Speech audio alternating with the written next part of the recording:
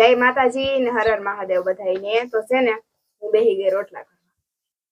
આજ મેં હાડી પહેરી. તમે બધા વિચાર કરતા કે આ હાડી કેવા હારું પહેરી હશે, પણ આ હાડી પહેરવાનું કારણ એ હતું કે ગઈકાલે યુટ્યુબ માં મેં લોંગ વિડીયો અપલોડ કર્યો. ન જોયો હોય તો જોઈ આવજો. મારી યુટ્યુબ ચેનલ નું નામ છે ડીકે લાઈવ. તો ઘૂમરો મારી આવજો બરોબર. તો એમાં મેં છે ને મારી મમ્મી હારે ચેલેન્જ માર્યું હતું કે તમે હાડી પહેરીને વિડીયો કામ કરો બરોબર.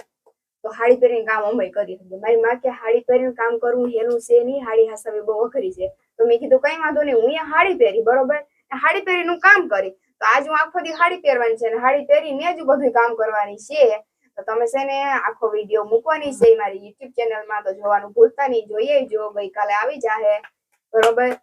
ને હાડી પહેરીને એટલું અઘરું તો નથી લાગતું કામ કરવું, પણ હવે જોતા જઈએ કેવું કોઈનું થાય બધું. બાકી ત્યાં કન્ટિન્યુ બન્યા રહેજો. જો રોટલા કરું હું. એક સોડા હા કરી નાખ્યો ને આ જરાક રોટલો નબળો થઈ ગયો. કારણ એ છે મિત્રો કે તાવડી નહોતી થઈ ને મારે કીધે રોટલો ન ખાઈ ગયો તાવડીમાં બરોબર. એટલે કઈ ખુશ કાઢતા નહીં. સુમાહાના બર્તન બારમાં બહુ ને બહુ અઘરા છે. બાકી રોટલો તો જો મેં કરી નાખ્યો, નાખી દીધો. 3 રોટલા કરવાના છે. હાડી પહેરીને કામ કરવાનું છે. કેવી લાગુ હાડીમાં જરાક મને જણાવી દો કોમેન્ટ કરીને બરોબર. સારી લાગે કેવી લાગે.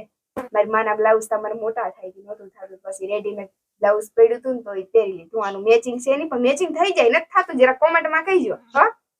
અને માખીઓ ને કઈ કહેતા નહીં કે માખી ઉડાડ્યા રાખો નામ ને તેમ. જ્યાં દુજાણું હોય ને ત્યાં માખી હોય, જ્યાં દુજાણું હોય ને જ્યાં જીનકા છોકરા હોય એ બે જગ્યાએ માખી હોય ને બાકી જીને ઘર રાધી સુધી હોય ત્યાં માખી હોય. બાકી માખી હોય નહીં કોઈ. એટલે અમારે દુજાણું તો છે વાત જ જવા દો અઠવાડિયા. એટલે અમારે માખી હોય ને હોય જ. સુમાહામાં તા એટલી માખીઓ થાય કે તમે એની વાત જ જવા દો. ને મનતા છે ને આજ બધા જોતા જાય, જોતા હોય કે કૃષ્ણ હાડી પહેરી કે મને હરમ આવે બધા જોતા જાય થી. વાત જવા જોઈએ ને તમે. વાહિંદા હજીતા નાખવાના છે મિત્ર. વાહિંદામાં હું હાલત થાય મારી આ હાડી હસવાથી ને તમે યુટ્યુબ માં જોઈ જજો. આમાં નહીં દેખાડું તમને.